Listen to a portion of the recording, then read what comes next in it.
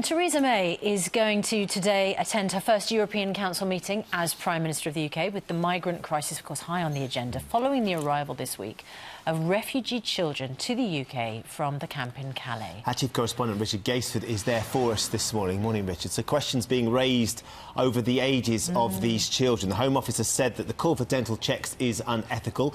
You've been to this camp a number of times. The children that you've met there, they've had extraordinarily tough journeys just to make it that far, haven't they? That's right, Ben. Whether they are coming here and trying to get to Britain because they are economic migrants looking for a better life, or whether it is because they have actually been on the run from conflict and they're trying to save their lives. They've had an awful journey just getting here, a traumatic time, and then living in really very difficult conditions here in the jungle camp in Calais. I've met a number of them who have been very young, travelling with parents, and her parents are hoping to persuade the British government to let them in.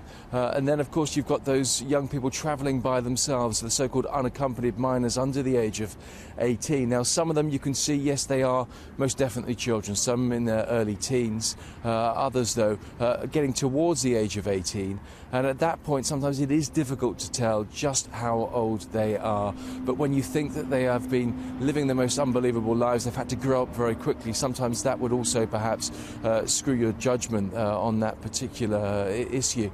I mean, you can see why it is becoming such a public debate at home when you get the pictures of those that have been brought back into the country over the last few days. The Home Office, though, saying stringent checks are made here, and that is why it's such a slow process. Only a handful, really, just 39 have so far come back into the country over the last week. There are hundreds more waiting to be processed, and that has to happen quickly because the jungle camp here will be demolished, or the process of demolition starts as of Monday next week.